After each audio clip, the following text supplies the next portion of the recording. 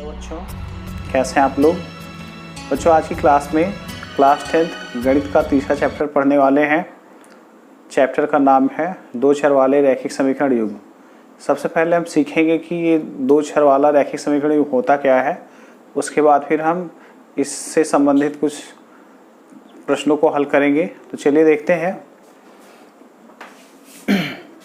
कि दो चर वाले रैखिक समीकरण युग्म होते क्या हैं। ठीक है बच्चों, सबसे पहले हमें रैखिक समीकरण को समझना है कि रैखिक समीकरण होता क्या है। इसके पहले बहुपद की क्लास में हमने सीख रखा है कि रैखिक समीकरण होता क्या है या रैखिक बहुपद होता क्या है। एक बार फिर से देखेंगे कि रैखिक बहुपद क्या होता है। रैखिक बहुपद बच्चों हमने रैखिक बहुपद में सीखा था कि ax plus B is equal to 0। इस टाइप का कोई भी बहुपद रैखिक बहुपद कहलाता है। कहने मतलब ऐसा बहुपद जिसकी घात 1 होती है वो रैखिक बहुपद कहलाता है। और इस बहुपद में a हमारा 0 के बराबर नहीं है तथा a व b वास्तविक संख्याएं हैं। वास्तविक संख्याएं हैं। ठीक है, इतनी बात हम सीख चुके हैं कि रैखिक बहुपद होता क्या है। आज हम बात करने वाले हैं दो चर वाले रैखिक समीकरणों की। ठीक है, तो यहाँ देखिए इस रैखिक बहुपद में हमने एक चर x का यूज कर रखा है। यानी हमारे पास जो रैखिक बहुपद दे रखा है ax plus B equal to 0 में हमने केवल एक चर x का यूज कर रखा है। और आज की क्लास में हम इस तरह के प्रश्नों को हल करेंगे। ax plus B Y plus C is equal to 0 दिख रहा है। ये ax plus B Y plus C equal to 0, यहाँ पे हमने x और y दो चर का यूज कर रखा है। तो इस तरह के बहुपद या समीकरणों को हम दो चर वाले रैखिक समीकरण कहते हैं। इतनी बात समझ में आई। यानी अगर हम बात करें दो चर वाले रैखिक समीकरण, दो चर वाले रैखिक समीकरण, तो दो चर वाले रैखिक समीकरण का जो व्यापक हल होता है, व्यापक मान होता है, ये होता है ax plus B Y plus C equal to 0, जहां a व b नॉट इक्वल टू 0। कहने मतलब x और y का गुणांक 0 नहीं होना चाहिए। ठीक है, और तथा a b व c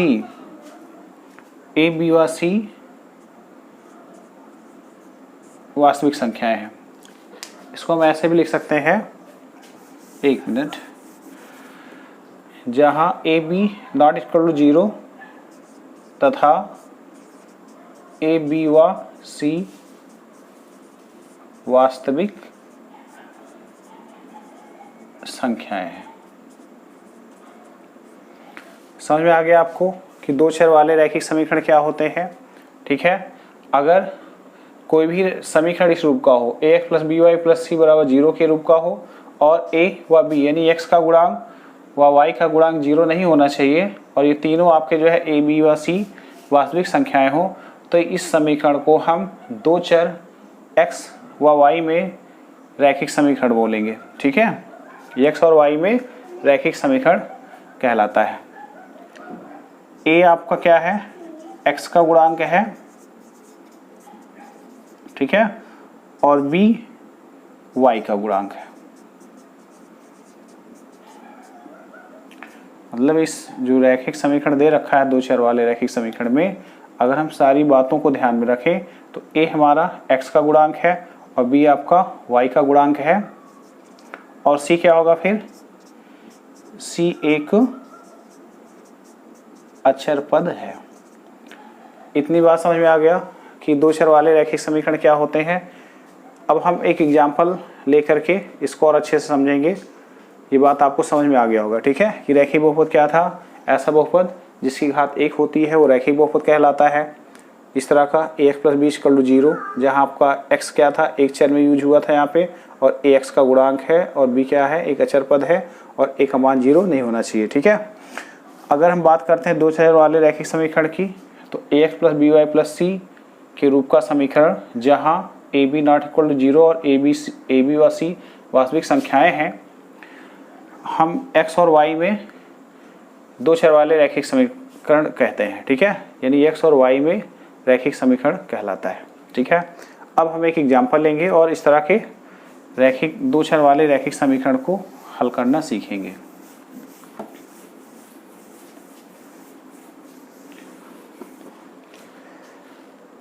हमारे पास एक एग्जाम्पल है, देखिए x plus Y minus one equal to zero. ठीक है, अगर हम इसकी तुलना करें इस वाले समीकरण, देखिए ax plus B Y plus C is equal to zero. अभी हमने इस पर बात कर रखा था, इस टाइप का जो आपका समीकरण होता है वो दो चर वाला रैखिक समीकरण होता है। ठीक है, जहाँ a आपका x का गुणांक है, b y का गुणांक है और c एक अचर पद है। ठीक है, तो ये अगर हम देखें,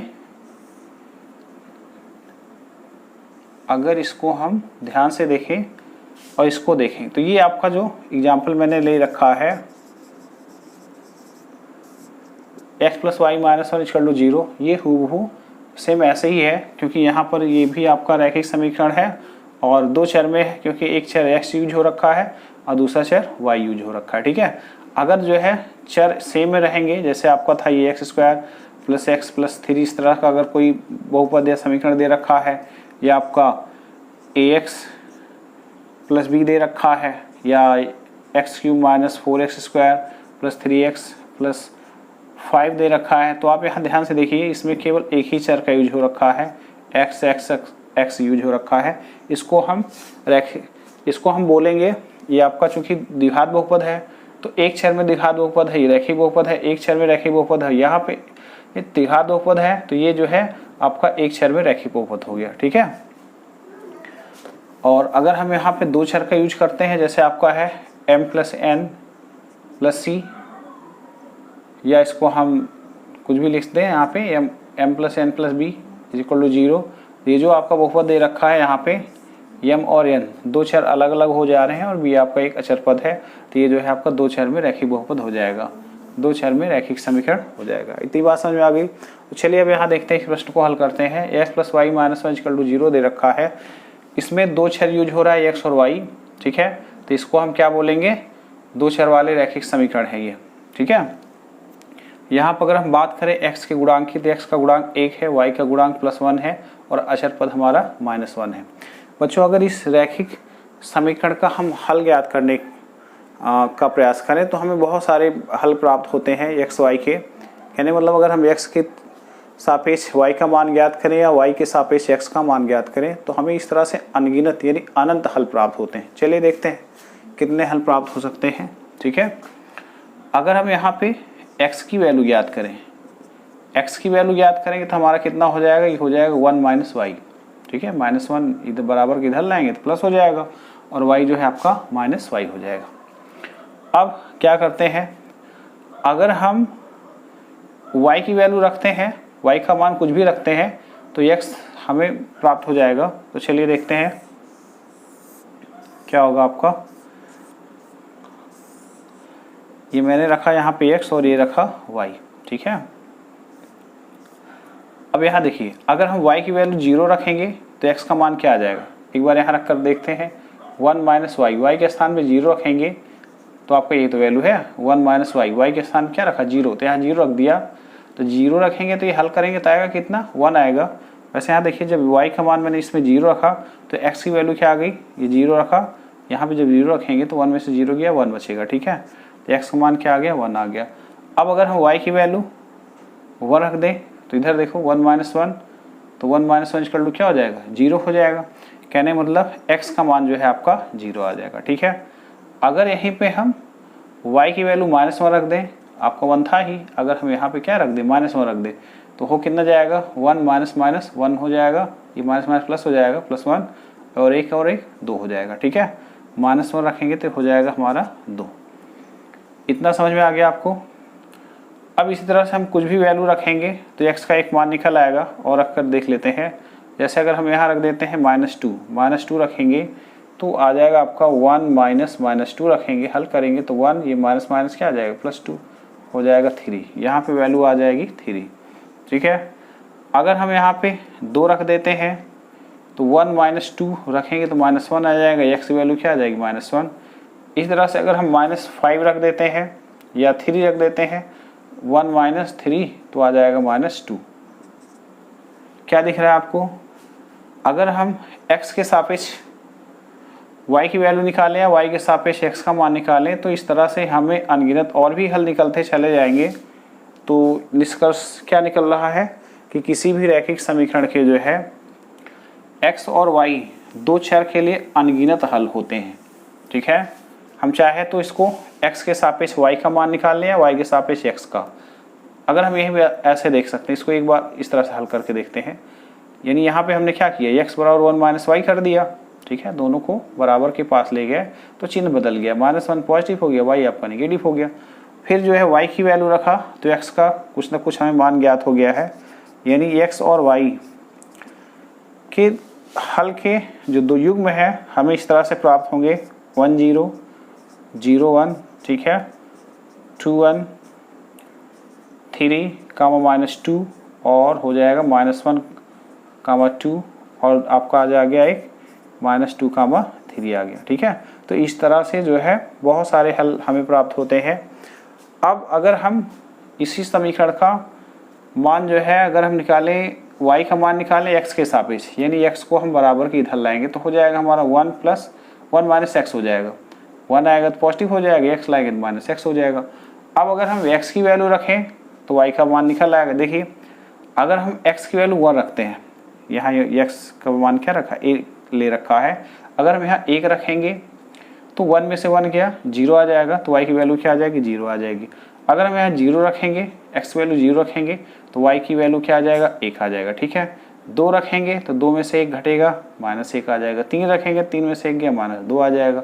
-1 रखते हैं तो -1 ये प्लस हो जाएगा, आपका 2 हो जाएगा। ठीक है, -2 रखेंगे इसी तरह से 3 हो जाएगा। तो कहने का मतलब किसी भी रैखिक समीकरण का हल ज्ञात करते समय हम चाहे x के सापेक्ष y का मान निकालें या y के सापेक्ष x का मान निकालें, तो इस तरह से x और y के अनंत हल हमें प्राप्त होते हैं, जैसे यहाँ पे हमने ज्ञात किया है। बच्चों, अब अगर हम इस मान को यानी x और y के इन मान को संख्या रेखा पर दिखाएं तो देखते हैं, यानी इस समीकरण का जो हल निकला है, ठीक है, उसके लिए क्या आरेख प्राप्त होता है, आरेख कैसा होगा। ठीक है, तो हम निकालने का प्रयास कर रहे हैं। देखिए, ये मैंने ले रखा है, दो अक्ष है आपका, एक x अक्ष है x, ठीक है, और दूसरा क्या है y और y। ये आपका पॉजिटिव है, पॉजिटिव अक्ष है, ये पॉजिटिव है, इधर क्या है निगेटिव हो जाएगा, निगेटिव हो जाएगा। ये हमारा क्या है, मूल बिंदु है। ठीक है, अब हमें इन सभी x और y के वैल्यूज को संख्या रेखा पर यानी ज्यामिति में दर्शाना है। पर सबसे पहले करें क्या, बराबर दूरी पर रख लेते हैं। ठीक है, ये अंक निर्धारित कर लिया। ग्राफ पेपर पे आपको अगर बनाना रहेगा तो बढ़िया रहेगा, क्योंकि वहाँ पे जो है आपको सब ये सब खींचने की आवश्यकता नहीं होती, सब बना रहता है। ठीक है, उसमें हो गया। चलिए अब दर्शाते हैं। पहला क्या निकला है, यानी एक्स वाई आपका ये निर्देशांक का काम करता है। यानी किसी रैखिक समीकरण में एक्स और वाई की जो वैल्यू होती है वो ज्यामिति में जो है किसी बिंदु का निर्देशांक होता है। ठीक है, तो यहाँ पे 1 और 0, यानी 1 क्या है, x की वैल्यू है, 0 क्या है, y की वैल्यू। ठीक है, 1 और 0 क्या है, x की वैल्यू 1 है और y की वैल्यू 0, और दोनों ये पॉजिटिव है, ये आपका 0 है, तो x की वैल्यू क्या है, 1, x की वैल्यू यहाँ 1 है, y की वैल्यू 0, तो ये मान हमारा हो जाएगा, ये पॉइंट हो जाएगा, क्योंकि 0 ऊपर तो जाना नहीं है, ठीक यहाँ हो गया। ठीक है, अब जो है x की वैल्यू 0 है और y की वैल्यू 1, यानी ये वाला पॉइंट हो गया। फिर 2 और 1, x पर 2 जाना है और y पर क्या जाना है, 1।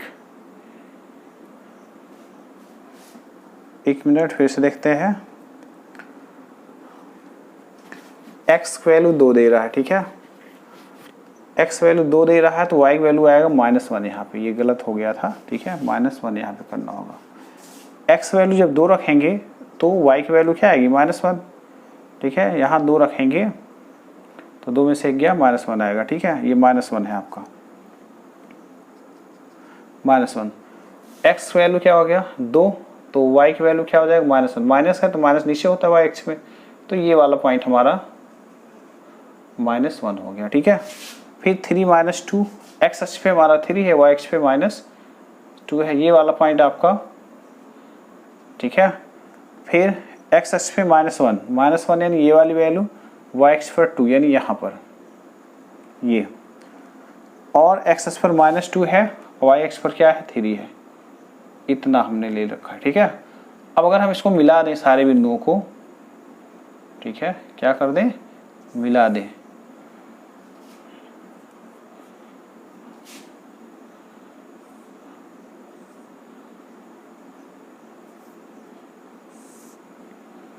यहां से मिला दें इसको,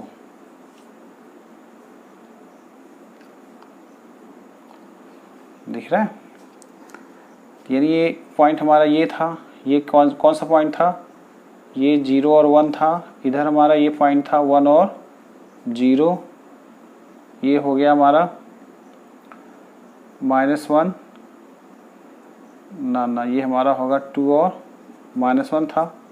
ठीक है, एक 0 हो गया, ये हो गया 0 1, 2 -1 हो गया, फिर इधर हमारा ये पॉइंट 3 - 2 है, ये वाला पॉइंट 3 - 2 हो गया, फिर -1 और 2 यानी यहाँ पे आपका ये वाला पॉइंट -1 और 2 हो गया। ठीक है, और ये -2 और 3 यहाँ वाला पॉइंट -2 और 3। ठीक है, इन सारे बिंदुओं को मिला दिया तो क्या देख रहे हैं हमें एक आरेख मिला, यानी x और y के वैल्यूज जो है, यानी वो किसी न किसी निर्देशांक में जो है, मतलब किसी बिंदु के निर्देशांक को दर्शा रहे हैं, और उनको आपस में मिलाया जाएगा तो एक सीधी रेखा प्राप्त होती है। यानी कि इनके हल का आलेख खींचते हैं तो हमें एक सीधी रेखा प्राप्त होती है। और आपने ये भी पढ़ा था कि जब हमने बहुपद में पढ़ा था तो वहाँ देखा था कि जो आपका रैखिक बहुपद था वहाँ भी आपको जो है जब वैल्यू निकाल रखा था तो वहाँ पर भी एक सीधी रेखा मिलती है। ठीक है, तो क्या देखा यहाँ पे, किसी भी रैखिक बहुपद, 2 चर वाले रैखिक बहुपद में अगर x और y के सापेक्ष जो है हम क्या करते हैं, अगर आलेख खींचते हैं तो हमें एक सीधी रेखा प्राप्त होती है। इतनी बात समझ में आ गई कि रैखिक समीकरण होता क्या है, रैखिक बहुपद क्या होता है, इसको हम हल कैसे करते हैं और इसका आलेख कैसे दर्शाते हैं। ठीक है, हमने किया क्या, इस रैखिक बहुपद के लिए जो है हमने रैखिक समीकरण के लिए हमने जो है यहाँ पे एक आलेख प्राप्त किया। ठीक है बच्चों, हम बात करेंगे रैखिक समीकरण युग्म की। ठीक है, मिटा दें इसको, समझ में आ गया आपको।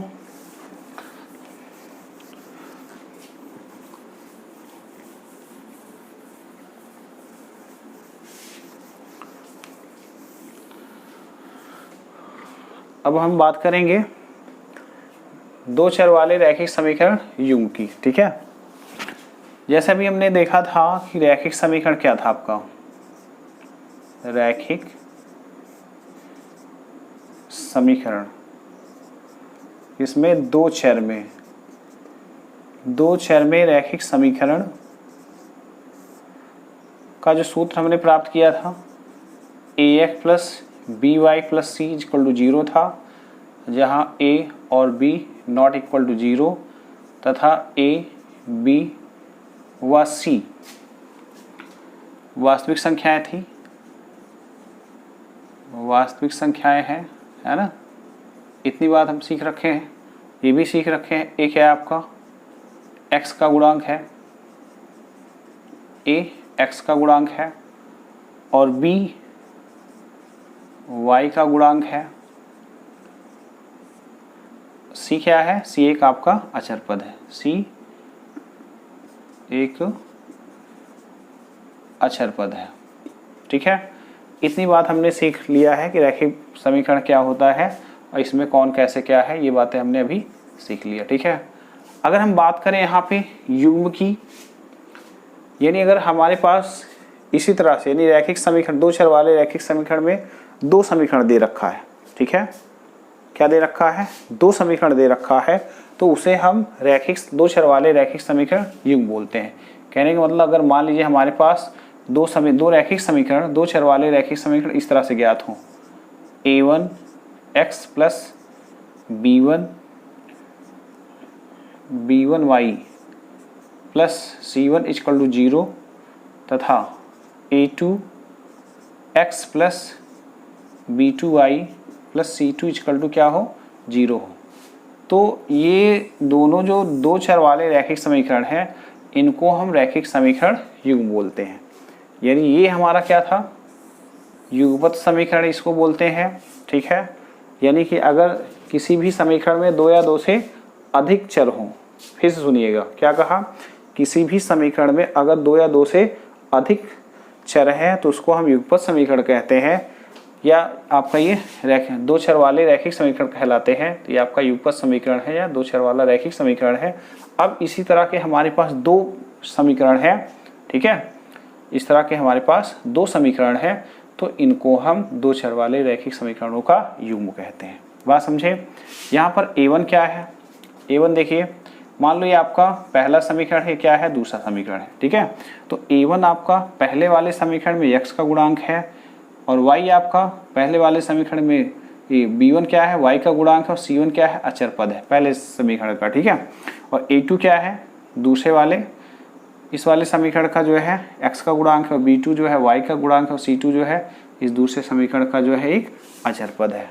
इतनी बात समझ में आई। सिचुएशन मिलेगी, कहने मतलब अगर हम इन दोनों समीकरणों का आलेख खींचे तो हो सकता है कि दोनों समीकरणों का जो आलेख मिले एक दूसरे को क्रॉस करते हुए मिले, या हो सकता है दोनों समीकरणों का जो आलेख प्राप्त होगा वो परस्पर पैरेलल होगा यानी समांतर होगा, या हो सकता है संपाती हो। तो ऐसी सिचुएशन में क्या हम कर सकते हैं, देखिए जो हमारा पहला पॉइंट है, यदि a1 upon a2 not equal to b1 upon b2, अगर हम x के गुणांकों और y के गुणांकों की तुलना करें और जो आए अगर वो आपस में बराबर ना हो तो क्या हो सकता है,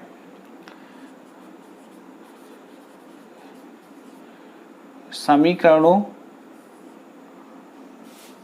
के हल का आलेख,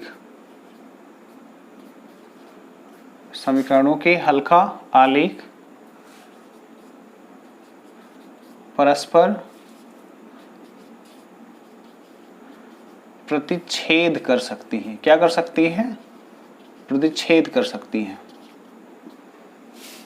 कहने का मतलब अगर हम इन दोनों समीकरणों के हलों के बीच में अगर एक आलेख खींचें तो हो सकता है इन दोनों समीकरणों का जो आलेख एक रेखा प्राप्त होती है ये इस तरह से प्राप्त होगी। कहने का मतलब एक दूसरे को प्रतिच्छेद करते हुए मिले, ठीक है।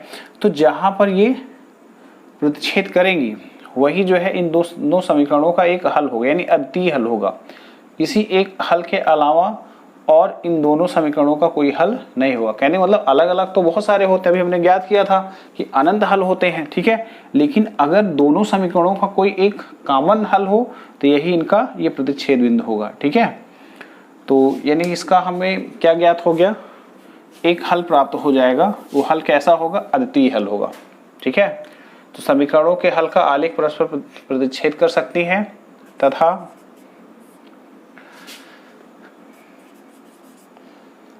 समीकरणों का एक संगत व अद्वितीय हल होगा, अद्वितीय हल होगा। कहने का अद्वितीय का मतलब होगा इन दोनों समीकरणों के सापेक्ष जो है केवल एक ही ऐसा मान होगा जो दोनों के लिए मान्य होगा, ठीक है। इस पर हम आगे प्रश्न भी सॉल्व करेंगे। समीकरणों का एक संगत, कहने मतलब दोनों समीकरण क्या होंगे, संगत होंगे, ठीक है। तो ये आपसे पूछेगा, अभी एक्सरसाइज जब सॉल्व करेंगे तो पूछेगा जो है कि बताइए कि क्या दिए गए समीकरण के हल संगत हैं या अद्वितीय हैं। तो आपको क्या करना होगा, इन दोनों की तुलना करना होगा। अगर ये कंडीशन को फॉलो कर रहा है तो जो हल होंगे वो यानी जो समीकरण होंगे वो संगत होंगे और उनका हल क्या होगा, एक अद्वितीय हल होगा, ठीक है। दूसरी कंडीशन क्या बनती है देखिएगा, अगर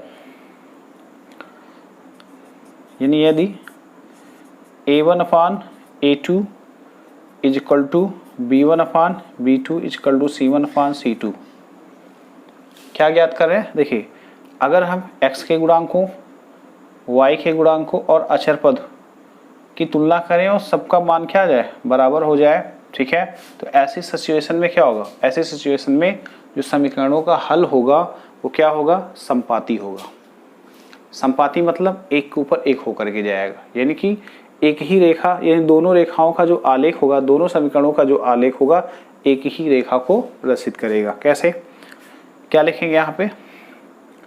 यदि a1/a2 बराबर b1/b2 बराबर c1/c2, तो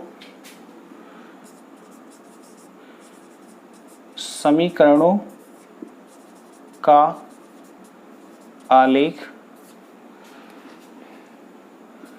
संपाती हो सकता है। क्या हो सकता है? संपाती हो सकता है, तथा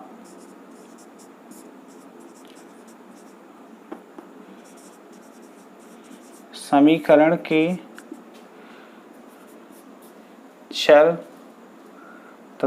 के चर का मान, ये समीकरण के चर के हल अनंत होंगे। कहने मतलब कितने हल संभव इसमें, इस तरह की अगर कंडीशन उत्पन्न हो रही है तो यहाँ पे केवल और केवल एक हल संभव है, और यहाँ पे समीकरण के चर के तथा समीकरणों, इसको मैं ऐसे लिखेंगे, तथा समीकरणों के अपरिमित रूप से अनेक हल होंगे। समीकरणों के अपरिमित रूप से अनेक हल होंगे। इतनी बात समझ में आई? और क्या होगा? जो मान होगा वो क्या होगा? यानी समीकरणों का युग्म जो है, समीकरण का युग्म संगत होगा। ठीक है, ये दो शर्त इंपॉर्टेंट है, ध्यान में रखना है आपको कि समीकरणों का हल कब संगत होगा या कितने हल निकलेंगे। इसमें जो है इस तरह का अगर कंडीशन बन रहा है समीकरण में x और y के केवल एक हल होंगे। अगर इस तरह का जो है सिचुएशन बन रहा है, यानी गुणांकों का जो है जो अनुपात निकलेगा, या x के गुणांकों का y के गुणांकों का और अचर पद का जो रेशियो निकलेगा, अगर वो बराबर आएगा तो इस समीकरण में x और y के अनंत हल होंगे, और उनका जो आलेख बनेगा वो कैसा होगा? संपाती होगा। संपाती कहने का मतलब क्या है? इस तरह से, यानी एक समीकरण का आलेख ये मिला तो दूसरे वाले का भी आलेख यही रेखा होगी। बात समझे? और हल क्या कहलाएगा? संगत हल कहलाएगा। यानी समीकरणों का युग्म जो है, समीकरणों के आलेख का युग्म संगत कहलाएगा। ठीक है, हमारा तीसरा पॉइंट क्या कहेगा?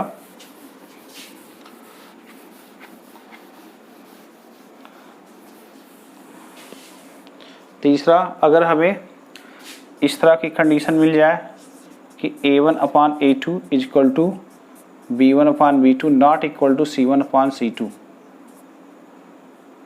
नॉट इक्वल टू c1/c2, कहने का मतलब a1/a2 और b1/b2 का रेशियो तो बराबर हो, लेकिन b1 और इसका गुणांक अगर ये इसका रेशियो बराबर ना हो तो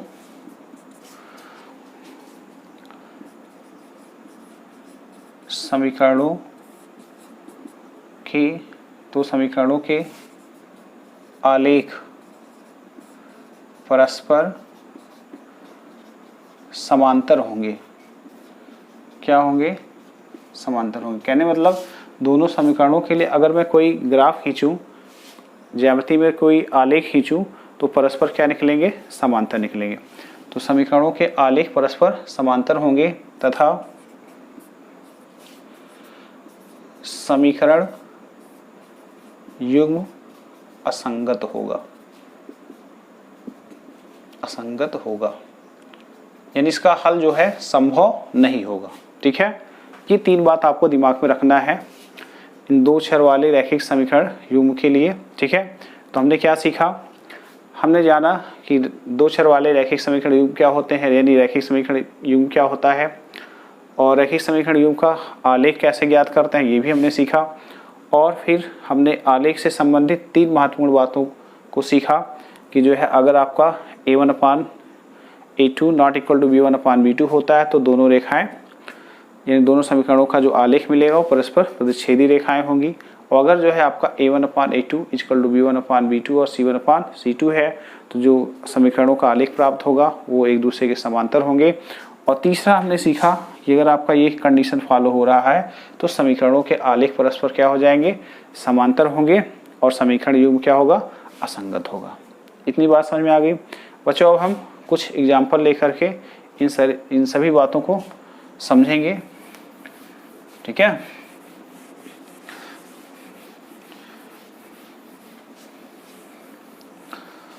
चलिए देखते हैं, एग्जाम्पल लेते हैं, उसके बाद फिर हम समीकरण हल करेंगे, ठीक है। जैसे मान लीजिए हमारे पास एक समीकरण है x प्लस 3y बराबर दे रखा है, x प्लस 3y बराबर 6 दे रहा है, और दूसरा समीकरण है 2x माइनस 3y बराबर 12, 2x माइनस 3y बराबर 12, और कह रहा है बताइए क्या इन समीकरणों का जो युग्म है संगत है या असंगत है, ठीक है। और उनमें अगर इनका आलेख खींचा जाए तो जो आलेख बनेगा वो कैसी रेखाएं होंगी, यानी प्रतिच्छेदी रेखाएं होंगी, ठीक है, कि संपाती रेखाएं होंगी या समांतर होंगी, ठीक है। इसको हमें हल करना है। ये समीकरण 1 हो गया हमारा और ये समीकरण 2 हो गया, ठीक। बच्चों सबसे पहले हमें करना क्या है, सबसे पहले हमें इन समीकरणों को चेक करना है कि ये संपाती है कि समांतर है कि आपका जो है समांतर, संपाती या प्रतिच्छेदी रेखाएं है, ठीक है। तो चलिए हल करते हैं इसको। पहले लेते हैं x प्लस 3y बराबर क्या दे रखा है, 6। तो अगर हम x की वैल्यू निकालें तो 3y इधर आएगा, पक्षांतर हो जाएगा, 6 माइनस 3y हो जाएगा, ठीक है।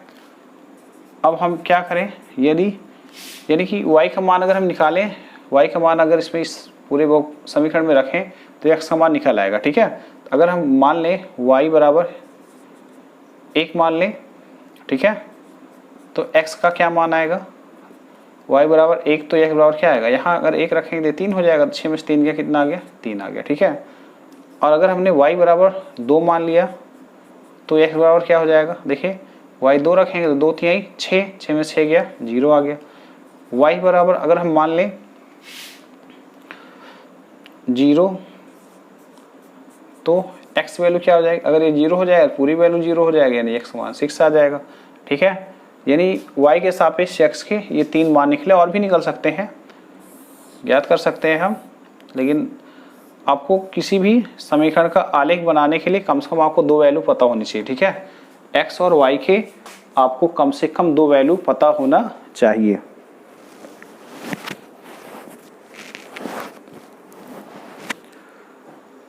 यहाँ पे जैसे y का 1 मान दे रखा है, x का 3 है, y के 2 है, तो ये x का 0 आ गया, y बराबर 0 रखा तो x मान 6 आ जाएगा। यहाँ मैंने x रखा, ये y है, ठीक है। हमारा y जब 1 था तो x मान 3 आया, और y का मान जब 2 रखा तो x मान 0 आ गया, y का मान 0 रखा तो x की वैल्यू क्या आ गई, 6 आ गया। यानी इस समीकरण के लिए x प्लस 3y बराबर 6 के लिए x और y के जो हल प्राप्त हुए हैं हमें ये मिला है 3, 1, 0, 2 और 6, 0। इसी तरह से बच्चों हमें इस वाले समीकरण को देखना है। तो यहाँ हम करते हैं 2x बराबर ये 3y है, इसको हम बराबर को उधर ले जाएंगे तो हो जाएगा 12 प्लस 3y हो जाएगा, ठीक है। x का मान निकालेंगे तो 12 प्लस 3y अपान हो गया 2, यानी y का मान रख करके हम x का मान निकाल सकते हैं। लिखेंगे यहाँ पे, इस समीकरण 2 हल कर रहे हैं, ठीक है। लिखेंगे यदि y बराबर 0, y का मान मैंने रख लिया 0, तो देखिए अगर हम y का मान 0 रखेंगे तो पूरा 0 हो जाएगा बच्चा, 12 में 2 से भाग करेंगे तो x की वैल्यू क्या आ जाएगी, 6 आ जाएगा। y का मान 2 रखा तो 2 3 6 हो जाएगा, ये सॉरी 0 रखा तो पूरा 0 हो जाएगा, बचा कितना 12 में 2 से भाग करेंगे तो 6 आएगा, ठीक है। अब हम कोई और वैल्यू रख लेते हैं, ठीक है। मान लीजिए हम -2 रख लेते हैं, y की वैल्यू रखा -2, तो x का मान क्या आएगा, देखो -2 रखेंगे तो -6 हो जाएगा, 2 3 या 6, तो आपका आ जाएगा -6 12 में से 6, अरे यहाँ देखो आप नहीं समझ में आ रहा है, ऐसे देखिए ये 3 है, -2 रखेंगे तो कितना आएगा 12 और 3 दूना क्या हो गया 6, -6 हो जाएगा बटे 2, 12 में 6 गया 6, काटेंगे कितना आ जाएगा 3 आ जाएगा। तो x का मान क्या आ गया 3 आ गया। और मैंने क्या कहा आपको कम से कम 2 वैल्यू तो जरूर चाहिए, 2 से ज़्यादा आप कॉमन जितना निकाल लें, ठीक है। तो एक वैल्यू चलो और कर लेते हैं, क्योंकि यहाँ हमने 3 निकाला है, 3 कर लेते हैं। y का मान कुछ भी रखें, यहाँ पे अगर हम रख लें -4 रख लेते हैं, ठीक है। जब ये -4 रखेंगे तो x की वैल्यू आ जाएगा 0। कैसे, जब यहाँ पे हम y की वैल्यू -4 रखेंगे तो 4 3 12, ये आपका आ गया -12, 12 में से 12 गया कितना 0, जब 2 से भाग करेंगे तो आ जाएगा 0। इतनी बात समझ में आ गई, ठीक है। कैसे मान निकालते हैं, तो क्या देखा हमने x और y के विभिन्न मानों के लिए हमें क्या मिला, 3 मान निकाले हैं ना, ये x है और ये y बराबर 0 रखा तो x का मान आ गया 6, और y का मान हमने अगर -2 रखा तो x का मान आ गया 3, y का मान -4 रखा तो x का मान क्या आ गया 0। यानी x और y के क्या मान निकले हैं देखिएगा 3, 1, 0, 2 और 6, 0 निकला, ठीक है। ये इन दोनों समीकरणों को हल किया तो इस समीकरण में x और y के मान निकला है और इस वाले समीकरण में x और y के मान निकला है, ठीक है। अब हमें करना क्या है, आलेख खींचना है, ठीक। तो सबसे पहले हम x अक्ष खींचेंगे और इधर y अक्ष खींचेंगे, ठीक। ये हमारा y अक्ष है और ये क्या है x अक्ष है। ये x पॉजिटिव हो गया, x नेगेटिव हुआ, y पॉजिटिव और ये y नेगेटिव हो गया, ये हमारा मूल बिंदु हो गया, ठीक। ये मूल बिंदु है। अब एक एक समीकरण को दर्शाएंगे, जैसे यहाँ पे हमें दर्शाना 3 और 1, x अक्ष पे 3, तो मैं बराबर दूरी पर मान लेता हूँ, -1 है, 2 है, 3 है, 4 5 6, -1 -2 -3 -4 -5 -6, -1 -2 -3 -4 -5 -6 हो गया, +1 +2 +3 +4 +5 +6। आपको ऐसे बराबर दूरी पर चिन्ह लगा लेना है। चलो देखते हैं 3 और 1, x अक्ष पे 3 1 2 3 और y अक्ष पर 1, यानी ये वाला पॉइंट हमारा 3 और 1 होगा, ठीक है। x अक्ष पे 0 y अक्ष पर 2, x अक्ष पे 0 y अक्ष पे 2 1 2, ये वाला पॉइंट, x अक्ष पे 0 y अक्ष पर 2, ये वाला पॉइंट हो गया हमारा 0, 2, x अक्ष पे 6 और y अक्ष पे 0 1 2 3 4 5 6, ये वाला पॉइंट, ये हो गया हमारा x अक्ष पे 6 और y अक्ष पे 0 हो गया, ये हो गया 6, ये हो गया 0, ठीक है। अगर इनको हम मिला दें आपस में ऐसे, देखिए सीधी रेखा खींचेंगे स्केल से ऐसे, तो क्या मिला हमें, एक सीधी रेखा मिली। सीधी रेखा मिलेगी, आपको यहाँ पे समझ में नहीं आ रहा होगा सीधी है, क्योंकि मैं हाथ से मिला रहा हूँ, आपको स्केल से मिलाना रहेगा, सीधा जाएगा, ठीक है। बराबर दूरी पर आपको केवल रखना है, ये बराबर दूरी पे चिन्ह, ये हो गया 6, 0 और इधर 3, -2 और ये हो जाएगा 0, -4, 0, -4 हो गया, इतना हो गया, ठीक है। अब हमें ये दिखाना 6, 0, x अक्ष पे 6 और y अक्ष पे 0, तो ये हमारा 6, 0 हो गया। 3 -2, x अक्ष पे 3 1 2 3 और y अक्ष पे -2 1 2, ये वाला पॉइंट, यानी 3 1 2 3, ये -2, ये इधर, ये वाला पॉइंट हमारा हो गया 3, -2 हो गया, ठीक है। ये x अक्ष पे 0 y अक्ष पे -4, x अक्ष पे 0 y अक्ष पे -4 1 2 3 4, ये वाला पॉइंट 0, -4 होगा। और बच्चों हम क्या करेंगे, इसे स्केल से मिलाएंगे ऐसे, तो यहाँ देखिए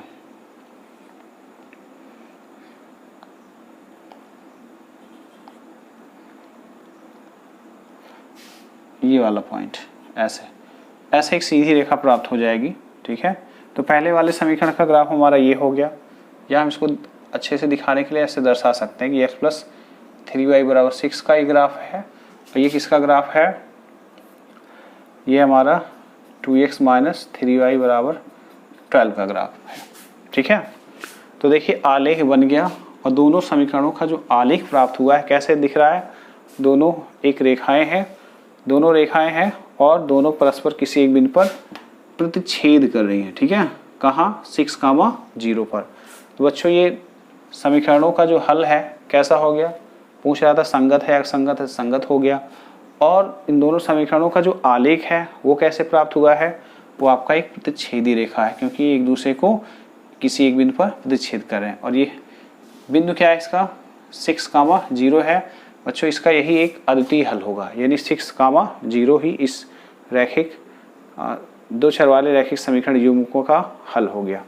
ठीक है, यानी अगर हम बात करें दोनों समीकरणों के लिए आंसर का, तो ये 6,0 होगा, यानी x बराबर आपका 6 हो जाएगा और y बराबर हो गया 0। यही इन दोनों समीकरणों का हल हो गया। ठीक है, अद्वितीय क्यों कहा गया, क्योंकि जो है इन दोनों समीकरणों के लिए केवल और केवल एक ही वैल्यू होंगी। ठीक है, आपने ये ज्ञात कर लिया। बच्चों दो चर वाले रैखिक समीकरणों को हल करने के और भी तरीके हैं। ये आलेखी विधि है, इसको हम ऐसे ही बोल सकते हैं। कौन सी विधि है, आलेखी विधि है, आलेखी विधि। हम और प्रश्नों को लेकर के हल करेंगे। ठीक है, आज तो चूंकि इस चैप्टर का बेसिक कॉन्सेप्ट हो रहा है। बच्चों अब हम युगपत समीकरण पर आधारित कुछ प्रश्नों को सॉल्व करेंगे। चलिए देखते हैं। पहला क्वेश्चन है, कह रहा है लैम्डा के किस मान के लिए युगपत समीकरण x + 2y = 70 और 2x + λy = 35 का कोई हल नहीं है। तो चलिए हल करते हैं। सॉल्यूशन, यानी पहला क्वेश्चन हल कर रहे हैं। ठीक है, क्या दे रखा है पहले देखते हैं समीकरण क्या दे रखा है। x + 2y = 70 दे रहा है और दूसरा समीकरण क्या दे रहा है 2x + λy = 35 दे रहा है। ठीक है बच्चों, हमें करना क्या है, सबसे पहले सबके गुणांक निकाल लेने हैं। यानी आपका a1 क्या है, पहले वाले समीकरण का गुणांक x का गुणांक 1 हो गया। a2 क्या है, दूसरे वाले समीकरण में x का गुणांक है, इसको मैंने 2 मान लिया। b1 क्या है, पहले वाले समीकरण में y का गुणांक, और b2 क्या है, दूसरे वाले समीकरण में y का गुणांक। ठीक है, c1 पहले वाले समीकरण का अचर पद और c2 दूसरे वाले समीकरण का अचर पद। ठीक है, अब इसके बाद देखिए लैम्डा के किस मान के लिए युगपत समीकरण के का कोई हल नहीं है। तो कोई हल ना होने के लिए हमने क्या शर्त देखा है बच्चों, हमने 3 शर्त देखी है। देखो पहला देखा है a1/a2 ≠ b1/b2। तो यहाँ पे हमने सीखा है कि समीकरणों का एक अद्वितीय हल होगा। ठीक है, संगत होगा, ये देखा है। और रेखाएं कैसे होती हैं, प्रतिच्छेद करते हैं। दूसरा हमने देखा है कि अगर आपका यानी a1/a2 = b1/b2 बराबर ये आपका c1/c2 है, तो अनंततः अनेक हल होंगे, यानी अपरिमित रूप से जो है समीकरण के अनेक हल होंगे। और कैसा हल होगा, संगत। ठीक है, और तीसरा क्या दे रखा है, क्या सीखा था कि अगर आपका a1/a2 है बराबर b1/b2 ≠ c1/c2 है, तो ऐसे कंडीशन में समीकरण के कोई भी हल संभव नहीं होंगे। ठीक है, तो इस तरह के समीकरण के जो आलेख खींचे जाते हैं वो क्या मिला था हमें, समांतर मिला था, इसके लिए संपाती मिला था और इसके लिए प्रतिच्छेदी रेखा है। ठीक है, तो समीकरण का कोई हल ना होने का शर्त क्या ये है, यहां लिखेंगे समीकरण का कोई हल ना होने की शर्त क्या दे रखा है, a1/a2 ≠ b1/b2 a1/a2 = b1/b2 ≠ c1/c2। बच्चों अब करें क्या, हमारे पास जो a1/a2 b1/b2 और आपका ये c1/c2 जो वैल्यू दे रखा है, इसको हम यहाँ पे रखेंगे। देखिए a1 का मान क्या दे रखा है 1, अब a2 का मान 2 है, b1 का मान क्या दे रखा है 2, अब b2 का मान क्या दे रखा है लैम्डा, और उसके बाद नॉट इक्वल टू c1 का मान 70 है और c2 का मान 35 है। ठीक है बच्चों, यहाँ देखो क्या दिख रहा है, इतना ये आपका बराबर है, इसको हम लेके हल कर ले रहे हैं, तो हो क्या जाएगा 1/2 = 2/λ। क्रॉस गुणा करेंगे आए क्या आएगा लैम्डा एकन्नम, ये आपका लैम्डा हो जाएगा ऐसे बनाएंगे, ठीक है। लैम्डा इक्वल टू लैम्डा, ये 2 दूना क्या आ गया 4। तो बच्चों आपका लैम्डा का जो मान आ जाएगा वो हो जाएगा 4, ठीक है। इस तरह के बहुत सारे प्रश्न आपको देंगे, ठीक है। 2 रैखिक समीकरण दे देगा और उसमें कोई एक पद गुणांक या कुछ भी अचर कर देगा, यानी अज्ञात कर देगा, और आपसे एक शर्त देकर के ऐसे प्रश्न में उसका मान पूछेगा, तो आप इस तरह से अप्लाई करके लगा लेंगे। तो ऑप्शन नंबर कौन सा सही है? हमें तीसरा सही है, ठीक है। समझ में आ गया। अब हम देखेंगे दूसरा क्वेश्चन क्या कह रहा है। दूसरा क्वेश्चन सॉल्व करेंगे।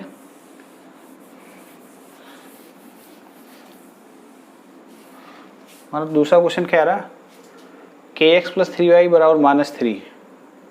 दूसरे क्वेश्चन में क्या दे रहा है? समीकरण है हमारा kx प्लस 3y बराबर -3, और दूसरा दे रहा है समीकरण 12x प्लस ky बराबर -k दे रखा है।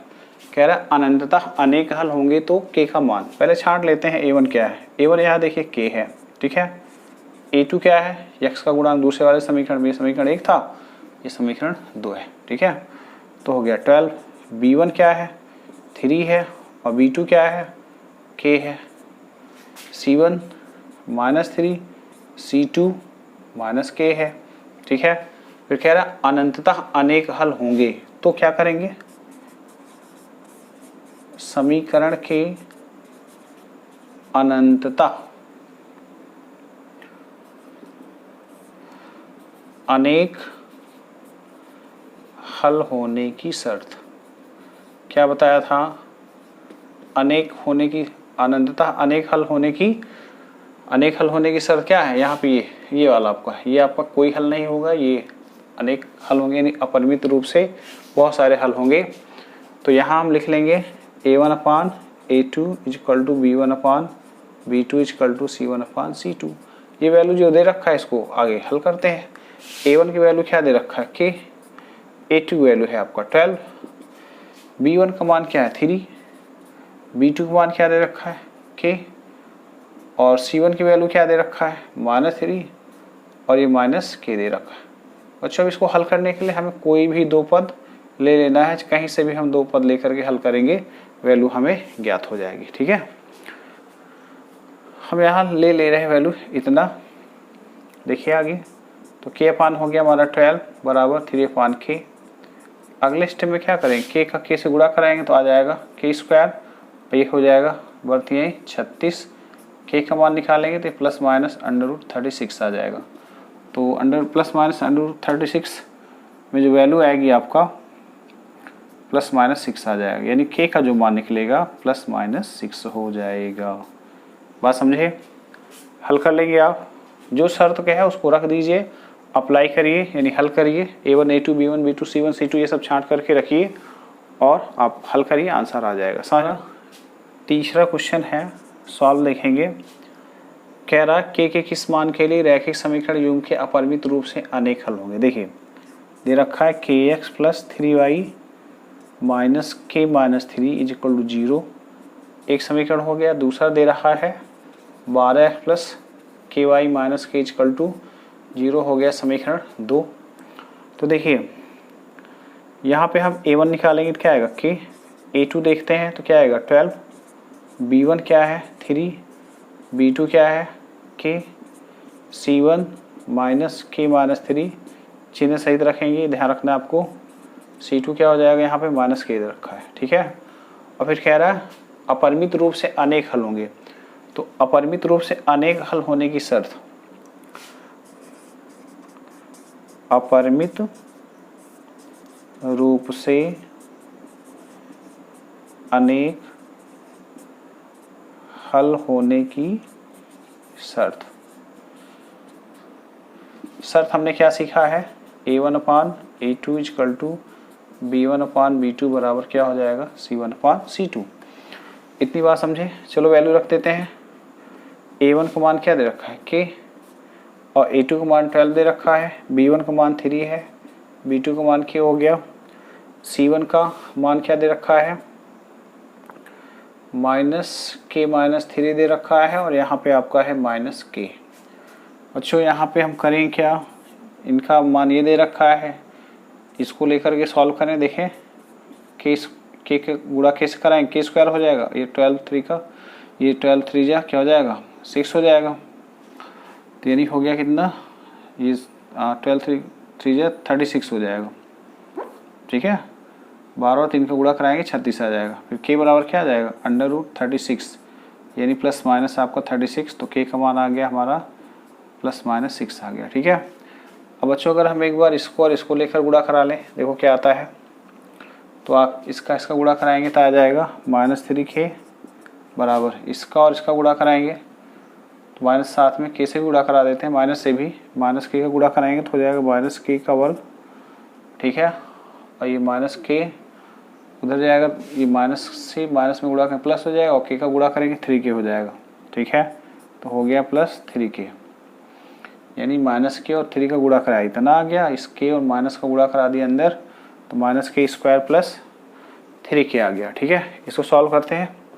ये हमारा k को इधर लाते हैं, 3 को उधर ले जाते हैं, तो k² इधर आ गया हमारा, और 3k इधर आएगा +3k हो जाएगा। ये 3k हो गया आपका 6k। ठीक है, यानी k² - 6k = हो गया 0।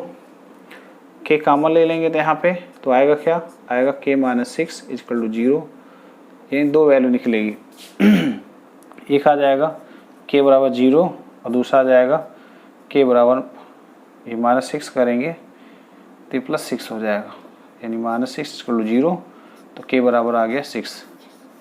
अनेक हल होने के लिए दोनों में क्या मैच कर रहा है, k बराबर +6, तो यानी k की वैल्यू क्या हो जाएगी 6 हो जाएगा। बात समझे, यानी हल करते समय हमें ध्यान रखना है कि k का मान क्या लाना है। अनेक हल है तो ऐसे गुणांकों को बराबर करके हल कर लेंगे, जो वैल्यू आएगा आपका मान हो जाएगा। ठीक है, तो k का मान यहाँ क्या निकला 6 आया, +-6 यहाँ दे रहा है, +-6 भी हो जाएगा। ठीक है, लेकिन दोनों में यहाँ अगर मैच क्या कर रहा है, +6 मैच कर रहा है, तो क्या हो जाएगा हमारा 6 हो जाएगा। ठीक है, चलिए अब हम हल करते हैं अपना चौथा प्रश्न क्या कह रहा है, देखते हैं। चौथा प्रश्न है, p के किन मान के लिए समीकरण युग्म का एक अद्वितीय हल होगा। तो पहले क्या करते हैं, a छांट लेते हैं, a1 a2 क्या है हमारा 2 है, b1 p है, और b2 हमारा क्या दे रखा है 2, c1 8 है, और c2 क्या है 2 है। ठीक है, अद्वितीय हल होने की शर्त क्या होती है, देखो अद्वितीय हल होने की शर्त है a1/a2 ≠ b1/b2। वैल्यू रखते हैं, a1 का मान क्या दे रखा है 4, a2 का मान क्या दे रखा है 2, फिर b1 का मान क्या है p, और b2 का मान क्या है 2 है। सॉल्व करते हैं, ये 2 से 2 आपका क्या हो जाएगा, कट जाएगा, तो बचा क्या p ≠ 4। कहने का मतलब p का मान 4 नहीं होना चाहिए। ठीक है, यानी 4 के अलावा और कोई भी संख्या यहाँ अगर हम रखेंगे तो समीकरण युग्म का जो हल होगा वो अद्वितीय होगा। ठीक है,